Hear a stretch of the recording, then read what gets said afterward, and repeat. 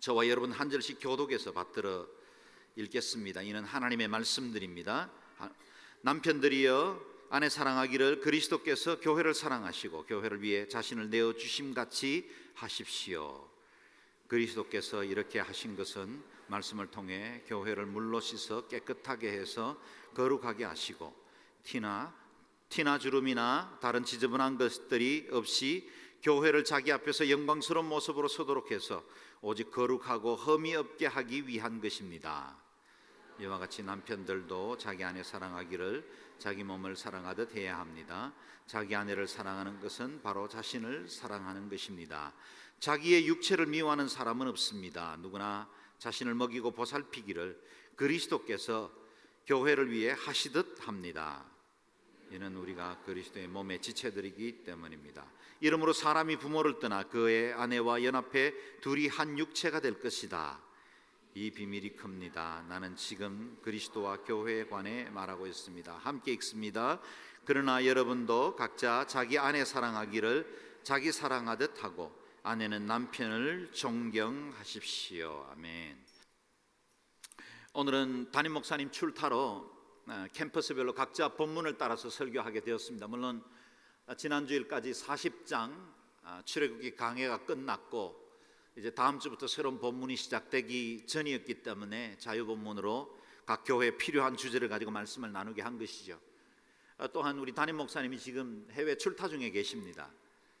LA에서 로스앤젤레스 온누리교회 이정현 목사님 담임 목사 취임식 위해서 또 예배를 인도하시고 얼바인 온누리교회 또 집회가 있고 또 감사 온누리 또 감사 교회라는 LA 한 저희와 가까이 지내는 교회의 말씀 집회, 부흥 집회를 인도하고 계시고 시카고에 또 교회 담임 목사 취임 이렇게 여러 가지 일정을 가지고 이동 중에 계십니다. 위에서 기도해 주시고 또 우리 담임 목사님 늘 강건할 수 있도록 기도해 주시면 좋겠습니다. 오늘은 성령 강림 주일입니다. 우리가 오늘 뜨겁게 찬양하고 고백한 대로 성령님께서 임하셨던 그 사건들이 오늘 우리 세대에도 재현되기를 소망하는 마음으로 지키는 절기가 성령 강림 주일, 오순절 또는 맥주 감사 주일로 지키는 날이죠. 저희가 이전에 전통교회 같은 그런 절기들을 다 지키지는 않지만 오순절에 임하셨던 그 성령님이 오늘 우리 교회 가운데도 다시 임하기를 소망하는 마음은 우리 오늘 예배를 통해서 우리 속에 더욱더 충만해지기를 바랍니다. 성령 강림주일 오순절은 모든 교회를 탄생시킨 날입니다.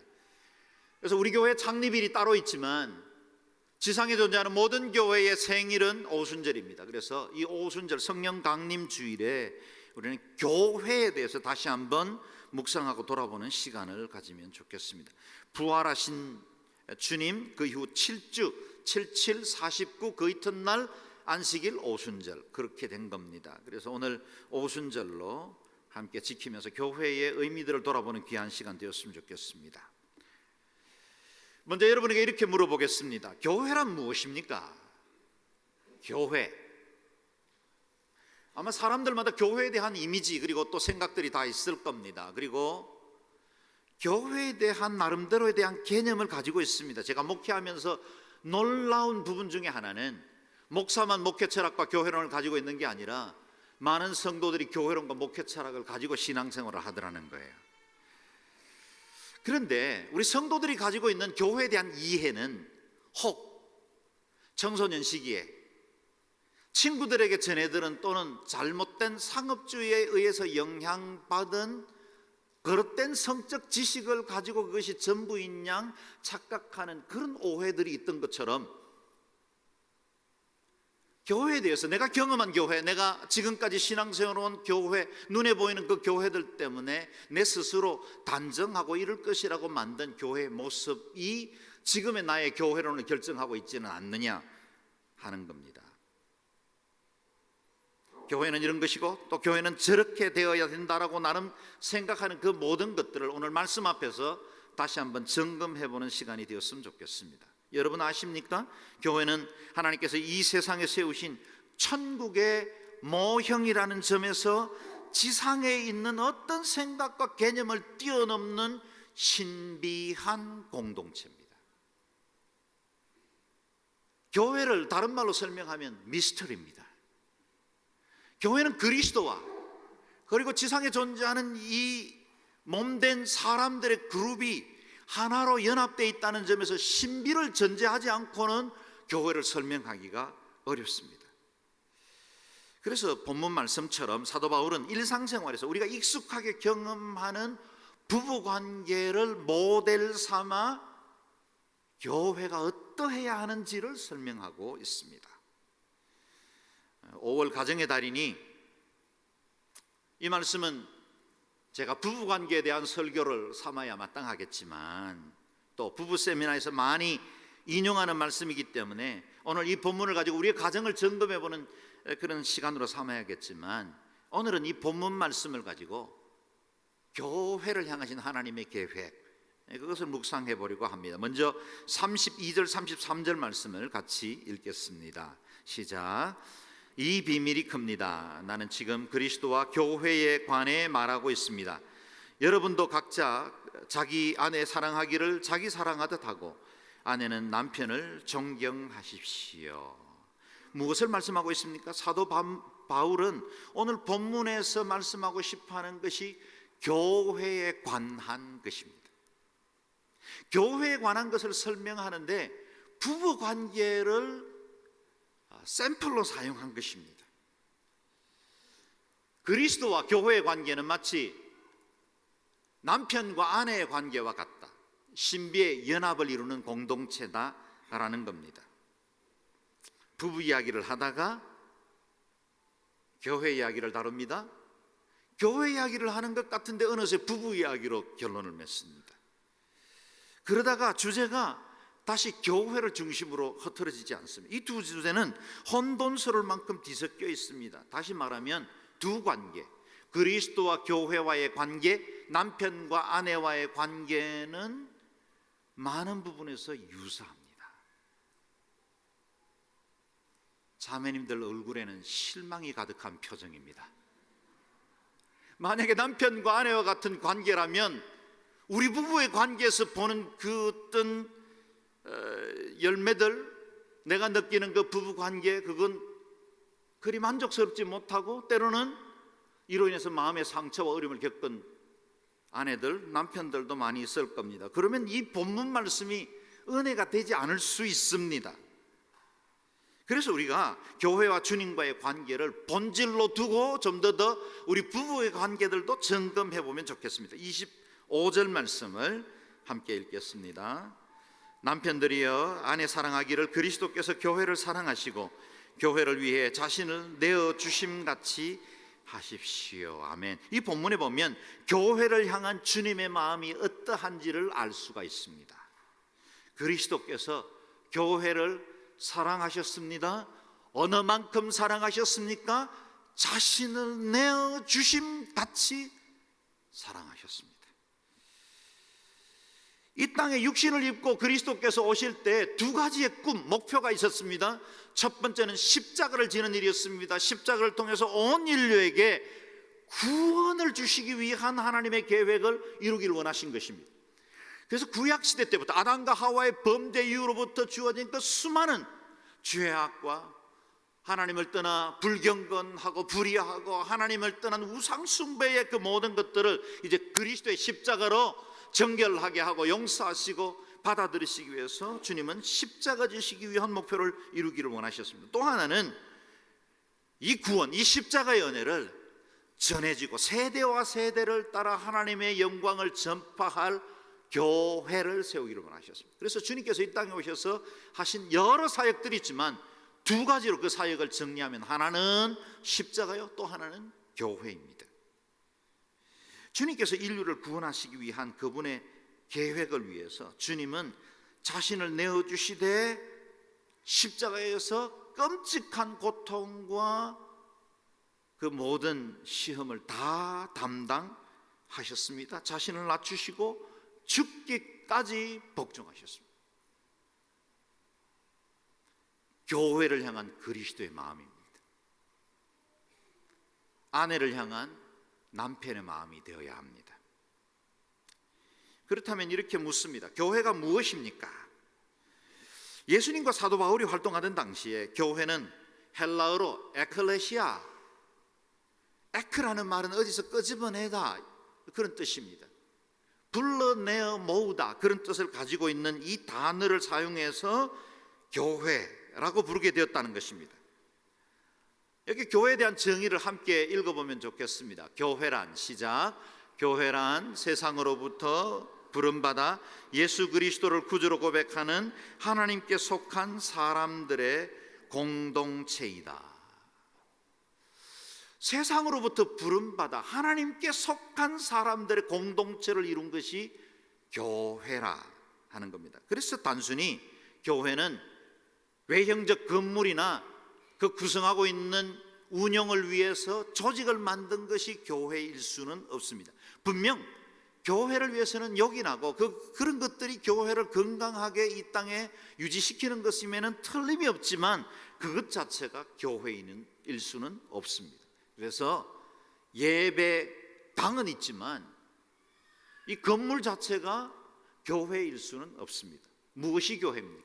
지금 예배를 위해서 모여든 저와 여러분의 회중, 그것이 교회입니다. 교회는 사랑을 입어 구별된 사람들의 모임이라는 점에서 부부관계와 많이 유사합니다.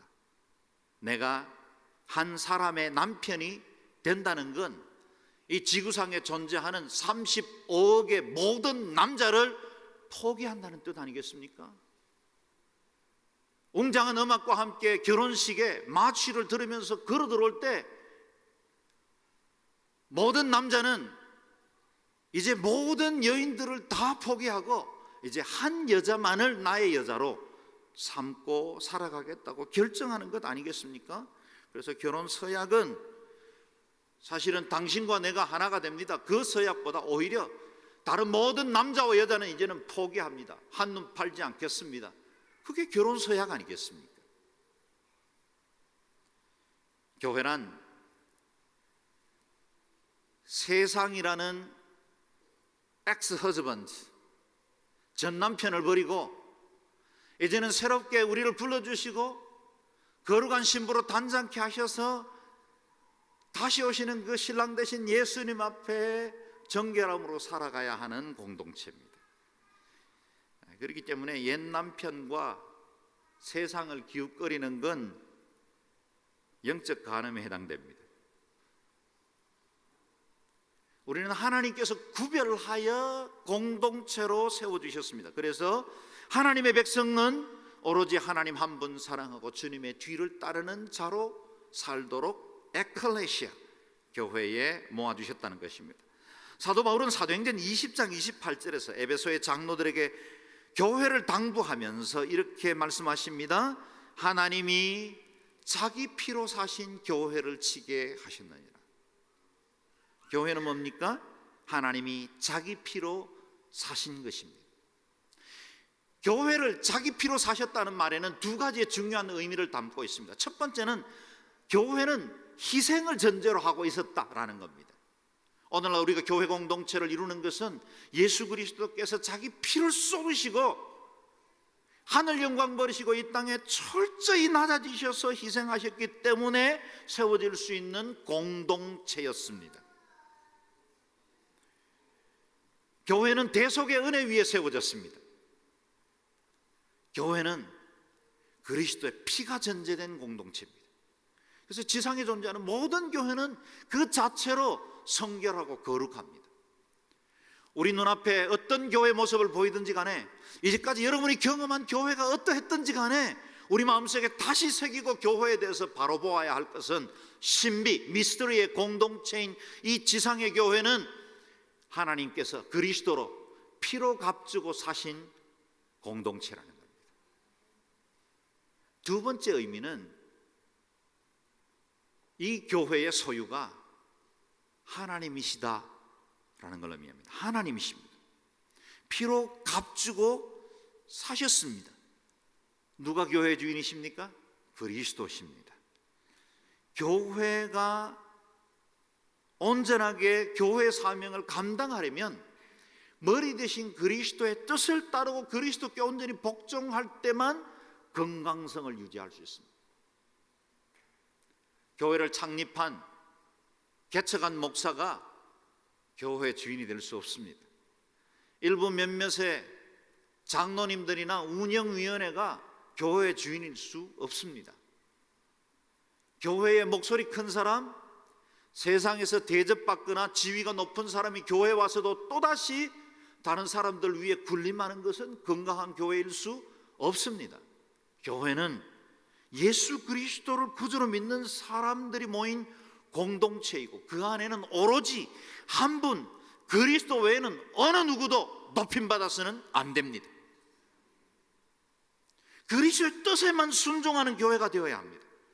오늘날 우리 현실의 교회들을 보면 스스로가 주인 행세하려고 하는 사람들이 교회 공동체 안에도 얼마나 많이 있습니까? 자신의 의견은 꼭 반영되어야 하고, 나는 사람들에게 존중받아야 하고, 심지어는 어떤 사람들은 자신의 뜻에 맞는 몇몇 사람들과 편당을 만들기도 하고, 1:1 제자 양육에 그리스도의 제자를 만들지 않고 자기 제자를 만들고 자기 사람을 만드는 이런 일도 있다는 겁니다. 교회는 그리스도가 주인이셔야 합니다. 온전히 주께서 머리 되실 때 교회는 제대로 기능을 다할 수 있습니다. 교회는 주님의 소유입니다. 교회는 주님의 것입니다.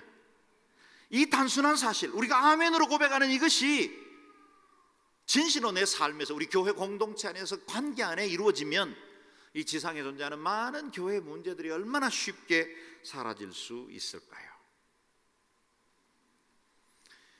이 때문에 하나님은 이 땅의 교회가 거룩한 공동체가 되기를 원합니다. 26절 27절 말씀을 같이 읽겠습니다. 시작. 그리스도께서 이렇게 하신 것은 말씀을 통해 교회를 물로 씻어 깨끗하게 해서 거룩하게 하시고 티나 주름이나 다른 지저분한 것들이 없이 교회를 자기 앞에서 영광스러운 모습으로 서도록 해서 오직 거룩하고 흠이 없게 하기 위한 것입니다. 아멘. 마치 그 결혼을 앞둔 신부가 자신을 정결하게 단장함같이 교회는 다시 오시는 예수 그리스도를 기다리며 단장된 신부와 같아야 합니다. 부부관계를 가장 심각하게 위협하는 건 무엇입니까? 부부관계 중에 다른 어떤 것들이 들어와서 다른 사람들에게 한눈을 팔거나 부부관계를 해칠 만한 그 어떤 외부의 다른 사람들이 들어오면 부부관계는 위협을 받습니다. 교회 공동체도 이 세상의 것을 사랑하고 우상숭배나 세상적인 제도나 세상의 원리들이 교회에 설거머니 들어와서 그것이 움직여지기 시작할 때 로타리 클럽처럼 비난하는 거 아닙니다. 또는 세상의 여러 동창회나 사람들이 운영되는 회사의 조직들처럼 사람이 움직이는 그 공동체처럼 움직여지기 시작할 때 교회는 조금씩 균열이 되기 시작하고 무너지기 시작합니다. 교회는 거룩한 공동체가 되어야 합니다. 교회는 그 자체로 성결해야 합니다. 때로는 넘어지고 때로는 교회 안에 문제들도 일어나지만 여전히 우리 안에도 교회에 대해서 모두 만족할 수 없는 우리 자신이 다 잘 알고 있지만, 그러나 교회의 성결성과 거룩함을 위해서는 너나 없이 누구나 최선을 다해서 그리스도의 주되심을 위해서 섬기고 순종하고 말씀에 따라야 합니다. 여기서 저는 조금 어려운 이야기를 하려고 합니다. 교회의 본질이 무엇입니까? 그 교회의 본질은 세 가지 이중적 성격을 갖는 개념들로 설명할 수 있습니다. 교회는 전투적인 교회와 승리적인 교회, 지역적인 교회와 우주적인 교회, 가견적인 교회와 불가견적인 교회. 주무시려고 준비하시죠? 말들이 좀 어렵습니다. 신학적인 용어지요. 그러나 교회를 설명할 수 있는 중요한 이 세 가지의 이중적 교회의 모습을 이해하면 우리가 이 땅에서 신앙생활 하는 동안에 지상의 교회들을 이해하는 데 큰 도움이 됩니다. 첫 번째 교회 속성은 전투적 교회와 승리적 교회입니다. 전투적 교회란 무엇입니까? 같이 읽어볼까요? 시작. 이 세대의 교회는 전투적 교회이다. 이 교회는 거룩한 싸움을 하도록 부름을 받았으며 실제적으로 그 싸움에 종사하고 있다. 교회는 각종 적대하는 세계와 모든 흑암의 영적 세력들에 대항하여 공격적이고 방어적인 싸움을 끊임없이 수행해야만 한다.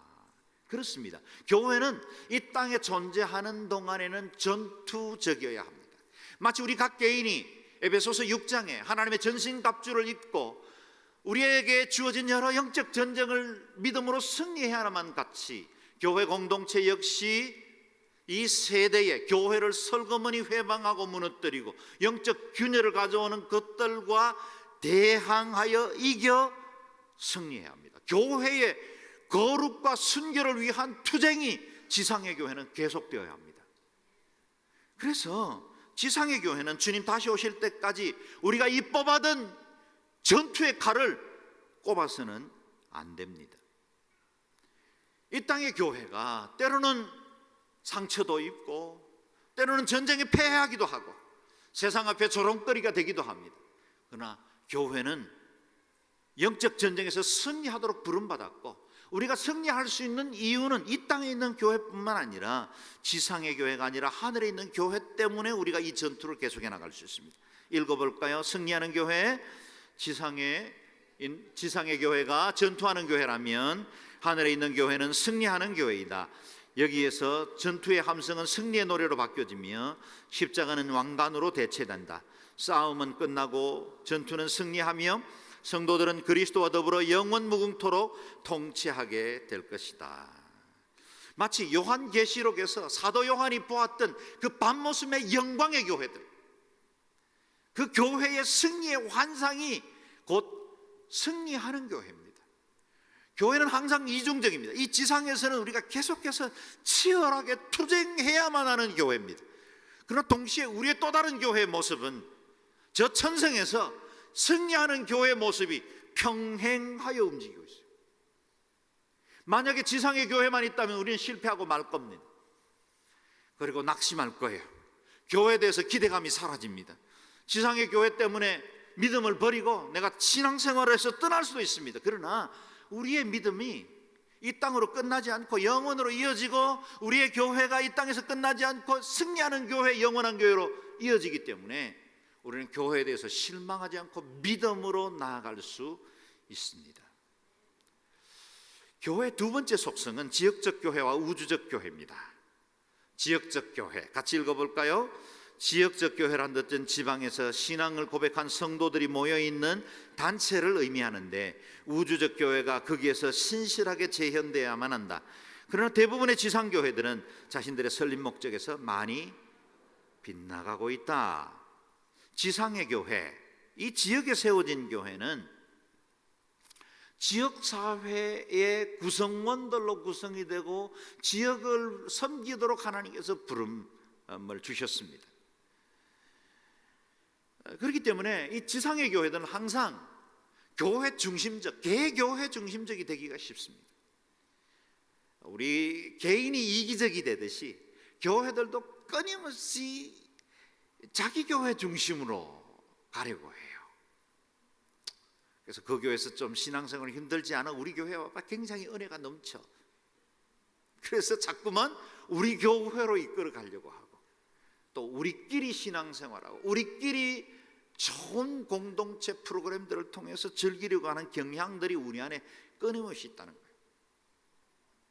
그래서 항상 우리가 눈을 들어 우주적 교회를 보아야 합니다. 우주적 교회, 같이 읽어볼까요? 시작. 우주적 교회는 이 세대에 있어서 하나님의 성령으로 거듭남에 동일한 그 성령으로 세례를 받아 그리스도 안에 들어오게 된 모든 사람으로 구성된다며. 이 우주적 교회는 교단과 교파를 초월한 모든 신앙 공동체를 의미합니다. 우주적 교회, Universal Church, 캐톨릭 교회죠. 저기 천주교회 캐톨릭 말고요. 캐톨릭이라는 말은 우주적인 교회다, 그런 뜻이죠. 그래서 이 우주적 교회에 속해 있는 사람들은 우리가 사도신경을 고백할 때 성도가 서로 교통하는 것과 거룩한 공회와 성도가 서로 교통하는 것과 이 두 개의 고백은 교회를 향한 신앙 고백입니다. 우리는 거룩한 교회 공동체에 소속되어 있어요. 거룩한 교회. 지금 우리 눈앞에 있는 교회 평가 그걸로 사도신경을 바꾸셔는 안 됩니다. 우리는 거룩한 교회에 속해 있습니다. 거룩한 공회라고 말할 때 그 공회는 유니버셜 처치를 말합니다. 여기는 교단, 교리적인 해석들이 좀 달라도 예수 그리스도를 구주로 영접하고 건강한 복음주의 교단, 또 신앙적인 그 교리적 틀 안에 있다면 누구나 우리는 그리스도 안에서 한 형제 자매로 하나의 교회로, 우주적 교회로 부름받았다는 것입니다. 그것 때문에 우리가 신앙생활하는 이 교회와 이번에 지진의 재해로 끔찍한 고통을 당하고 있는, 그래서 교회가 무너지고 그 곁에 임시 텐트를 치고 드리는 그 네팔의 성도는 하나의 공동체를 이룹니다. 우리가 전혀 말이 통하지는 않지만 아프리카 저 느티나무 밑에서 예배하는 그 성도들, 그들과 우리는 하나의 유니버셜 처치를 구성하고 있습니다. 저 북한의 지하교회 성도들 숨죽이면서, 최근에 북한 교회 성도들은 대부분 남한 교회를 위해서 기도합니다. 우리가 북한 교회를 위해서 기도하고 있지만 북한 교회 성도들은 남한의 교회가 부흥의 능력을 잃어버리고 교회가 지금 영적으로 침체되어 있다는 사실을 알고 그들이 이불을 뒤집어 쓰고 숨죽인 기도로 남한 교회를 위해서 기도하고 있습니다. 그들의 공동체와 우리의 공동체가 그리스도 안에서 하나입니다. 교회는 모든 정파, 모든 교단을 뛰어넘는 하나의 교회, 유니버셜 처치를 구성합니다. 세 번째 교회의 속성은 가견적 교회와 불가견적 교회, 이중적 성격입니다. 가견적 교회, 같이 읽어볼까요? 시작. 가견적 교회란 예수 그리스도를 구주로 영접한 무리들이 신앙을 고백하고 세례를 받아 일정한 장소에 모여 말씀을 강론하고 찬미하며 기도하는 모임을 말한다. 가견적 교회는 가족교회에서 시작되어 광야교회, 오순절교회로 발전되었다. 가견적 교회는 저와 여러분이 지금 예배하는 이 공동체가 바로 가견적 교회입니다. 처음에는 아브라함의 하나님, 이삭의 하나님, 야곱의 하나님, 가족교회로 시작되었죠. 그러다가 광야, 시내산에서 이스라엘 백성들이 언약을 맺고 이제는 광야교회로 성장을 합니다. 그 광야교회는 오순절이 임하고 성령이 임했을 때 그 성령의 역사를 받은 사람들이 그 능력의 폭발력을 가지고 거리로 뛰쳐나가 너희가 못 박아 죽인 예수가 부활하셨다, 그가 만유의 주이시다 라고 선포함으로 새로운 신생교회들이 개척되고, 그리고 그 흩어져 있던 사람들이 박해를 피해 다 지역에서 새로운 믿음의 공동체를 이루면서 열방의 복음이 전파되기 시작했습니다. 그래서 예루살렘과 온 유대와 사마리아와 땅끝까지 이르러 복음이 전파되는 오늘날의 우리의 교회 공동체, 가현적 교회를 이루게 되었습니다. 그러나 우리 눈에 보이는 교회가 모든 것이 아닙니다. 불가견적 교회가 존재하죠. 같이 읽어볼까요? 시작. 불가견적 교회란 인간이 알 수 없고 볼 수 없는 교회, 즉 하나님께서 인정하시는 신령한 교회이며 그리스도의 신부가 되는 교회이다. 이러한 교회는 예수님께서 기도하신 하나의 교회이며 어떤 교파나 교회에 속해 있든지 상관없이 현재도 하나이며 주님이 재림하실 때는 더욱더 구체적으로 나타나게 될 교회이다. 불가연적 교회는 눈에 보이지 않지만 영원한 교회입니다. 저 천상에 속해 있기도 하고 이 지상의 교회를 전체를 움직이는 머리 대신 예수 그리스도가 통치하는 교회입니다. 그래서 지금 새가족반 우리가 진행하고 있지만 온누리교회에 등록된 교인이 되는 것보다 더욱더 중요한 것은 이 불가현적 교회, 예수 그리스도께서 머리 대신 교회에 속해야만 합니다. 지상에 존재하는 교회에는 거짓 그리스도인들도 있을 수 있습니다. 자신의 개인적인 목표나 또 이익을 채우기 위해서 교회에 들어오기도 합니다. 그러나 불가현적 교회는 정확하게 구분합니다. 누구의 믿음이 진실인지 거짓인지, 누가 참된 하나님의 백성인지 아닌지를 구별해냅니다. 그래서 오늘 이 시간에 예배하는 저와 여러분 모든 사람들이 불가현적 교회에 등록된 성도들이 되시기를 주의 이름으로 축원합니다. 가현적 교회는 하나님의 영광과 그 의를 위해서 이 땅에 사명을 가지고 주어진 교회입니다. 그래서 교회 그 자체로는 신비하지만 이 땅에 여전히 문제들 때문에 혼란스럽기도 하죠. 유진 피터슨의 이야기입니다. 교회란 공의 신비와 혼란이라는 두 부분으로 구성된다. 교회는 신비합니다. 그리고 혼란이 함께 공존합니다. 하나님께서 친히 세우신 몸이기 때문에 신비합니다, 그 자체로. 그러나 인간들이 모여있기 때문에 아직은 혼란스럽습니다. 이 가운데도 하나님의 뜻을 온전하게 이루어 나가는, 그래서 신비와 혼란, 이 두 개가 적절한 균형을 이루면서 건강한 하나님의 공동체를 이루어 나가도록 세운 것이 지상교회의 사명입니다. 이 두 개의 실존을 이렇게 요약 정리를 해보았습니다. 같이 읽어보겠습니다. 시작. 교회는 그 자체로 거룩하다. 그러나 동시에 교회는 거룩하도록 부르심을 받는다. 교회는 그 자체로 완전하다. 그럼에도 불구하고 아직 완성되지 못한 채로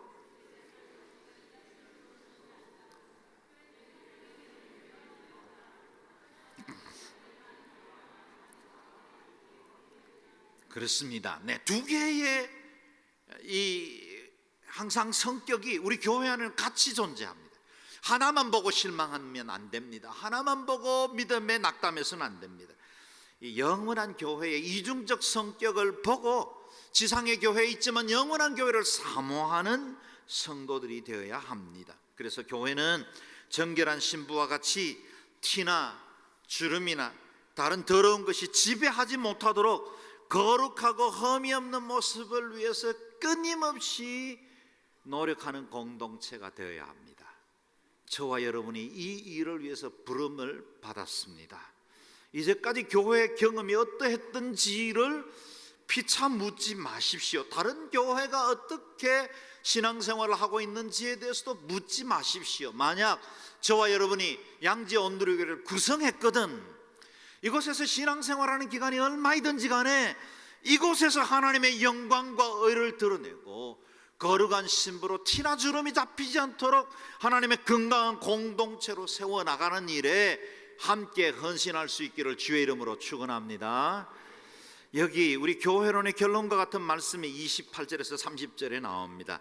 같이 읽겠습니다. 시작. 이와 같이 남편들도 자기 아내 사랑하기를 자기 몸을 사랑하듯 해야 합니다.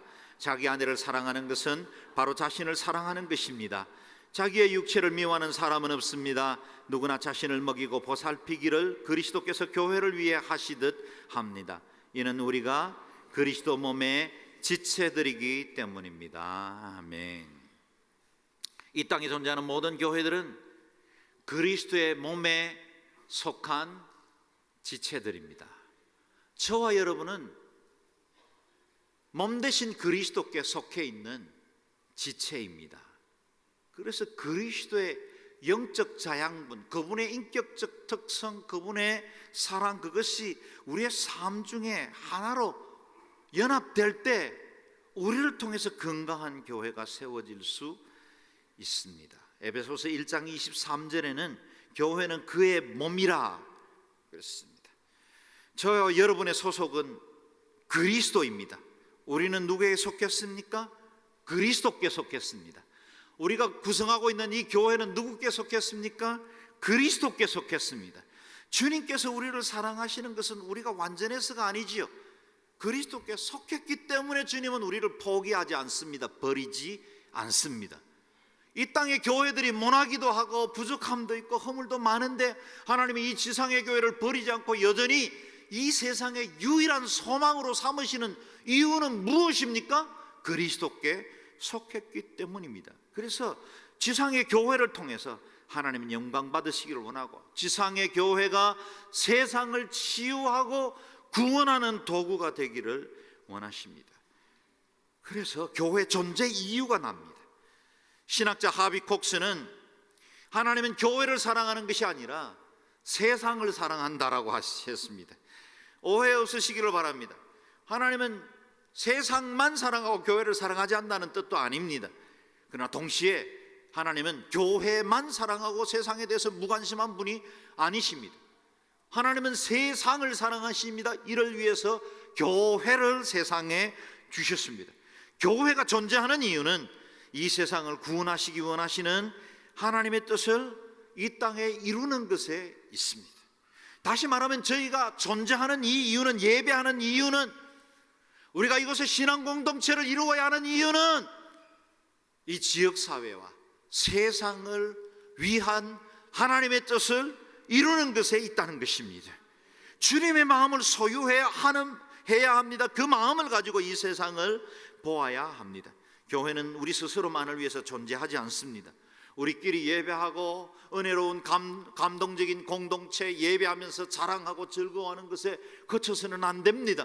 교회는 예배의 은혜가 흘러넘치는 순간 그것을 통해서 세상을 섬기는 사역자로, 사명자로 우리의 사명을 감당해야 합니다. 교회는 분명한 존재 목적이 있죠. 교회의 존재 목적은 무엇입니까? 본질을 의미합니다. 같이 읽어보겠습니다. 시작. 교회는 주 예수 그리스도 위에 세워졌으며 성령의 역사로 시작되었다. 그러므로 교회는 그리스도와 같아야 하며 그의 특성을 지녀야만 한다. 아멘. 교회는 그리스도와 같아야 하고 그리스도의 특성을 드러내야 합니다.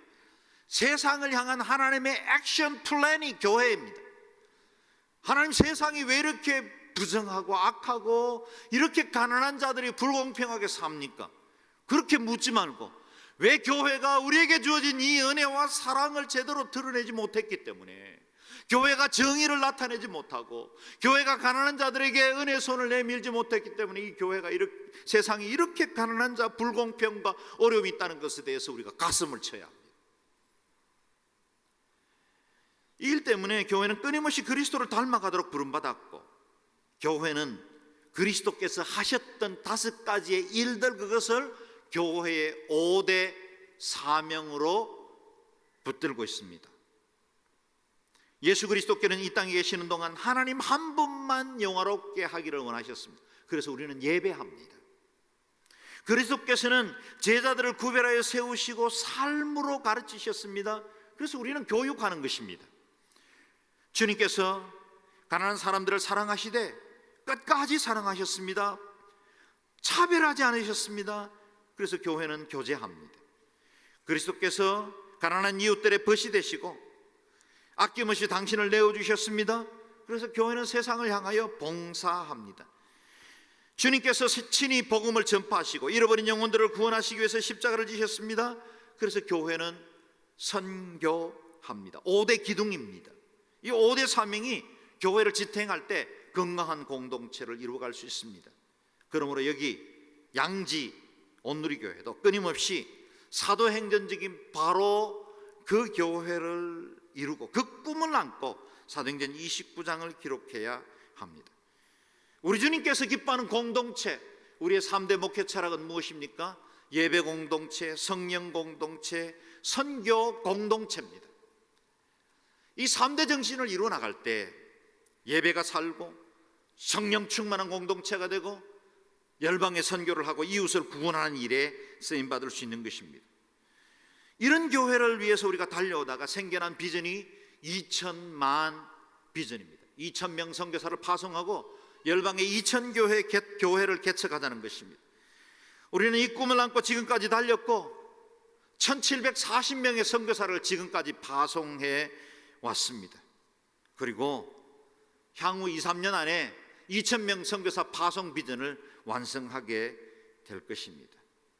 그리고 2,000개의 교회 비전을 향해서 우리 선교사님들이 열방 곳곳에서 CPM, Church Planting Movement라는 비전을 가지고 그 프로그램을 가지고 스스로 자발적으로 교회를 개척해 나갈 수 있는 신생 교회를 위한 교회 운동들을 계속해 나가고 있습니다. 그리고 우리 온누리교회는 어느 개인이 교회를 개척하지 않고 교회가 교회를 낳는 새로운 교회 개척 운동으로 여기 캠퍼스 교회와 해외 비전 교회들을 지금까지 개척하면서 건강한 교회 개척 운동을 주도해 오고 있습니다. 교회는 교회를 낳아야 합니다. 건강한 어머니가 건강한 자녀를 양육하는 것처럼 건강한 교회는 또 다른 교회를 낳아야 합니다. 저는 양지 온누리교회가 서울 온누리교회가 탄생시킨 하나의 교회가 된 것처럼 우리 교회가 또 다른 교회들도 개척하고 나아야 한다고 믿고 있습니다. 그래서 우리가 함께 2,000만 비전을 이루고 이 비전을 함께 이뤄나갈 수 있는 액트 29 비전에 집중해 나가야 합니다. 그래서 국내에 있는 모든 교회들과 해외에 있는 교회들, 그리고 CGN TV와 두란노 서원, 그리고 다양한 협력교회들과 기관들을 통해서 우리가 함께 액체 29, 이 세대에 써 내려가야 할 사도행전 29장의 드라마를 써나가도록 우리를 초대해 주셨습니다. 이 일은 언제까지 해나가야 합니까? 시간적으로는 세상 끝날까지, 공간적으로는 세상 끝까지. 이렇게 우리가 사명을 감당하다 보면 이 지상에 저와 여러분이 느끼는 이 불완전한 교회가 어느 날 완전한 신부로 걸어가신 주님의 완전한 교회 가운데 연합하게 되는 아름다운 역사들이 있는 혼인잔치 날을 맞이하게 될 것입니다. 그날의 노래가 요한계시록 7장인 9절에서 11절까지의 말씀입니다. 다 함께 자리에 일어나서 마지막 날 우리가 이 찬양을 하게 될 때지만 미리 우리가 이 찬양을 통해서 하나님 앞에 영광 돌리는 시간을 갖겠습니다. 저와 여러분이 어느 날 주님 앞에 서게 될 그날에 어린 양 혼인잔치에 참여하면 거룩한 예복을 입게 될 것입니다. 그리고 손에 종려나무 가지를 들게 될 거예요. 그리고 우리가 그동안 기도해오던 많은 사람들, 이방의 민족들이 함께 각 나라와 족속과 백성과 방언들로 함께 서게 될 것입니다. 그리고 유니버셜 처치가 되어서 조금씩 교리도 다르고 교단도 달랐던 사람들도 우리와 함께 서서 어린 양과 하나님 그 보좌에 앉으신 이를 찬양하게 되는 날이 임하게 될 것입니다. 이 말씀을 우리가 큰 목소리로 봉독하여 읽겠습니다. 시작. 이 일 후에 내가 보니 각 나라와 족속과 백성과 방언에서 아무라도 능히 셀 수 없는 큰 무리가 흰옷을 입고 손에 종려 가지를 들고 보좌 앞과 어린 양 앞에 서서 큰 소리로 외쳐가로되 구원하심이 보좌에 앉으신 우리 하나님과 어린 양에게 있도다 하니 모든 천사가 보좌와 장로들과 네 생물의 주위에 섰다가 보좌 앞에 엎드려 얼굴을 대고 하나님께 경배하여 가로되 아멘. 찬송과 영광과 지혜와 감사와 존귀와 능력과 힘이 우리 하나님께 세세토록 있을지로다. 아멘 하더라. 아멘. 함께 찬양하며 마지막 날의 그 영광을 고백하며 나가겠습니다.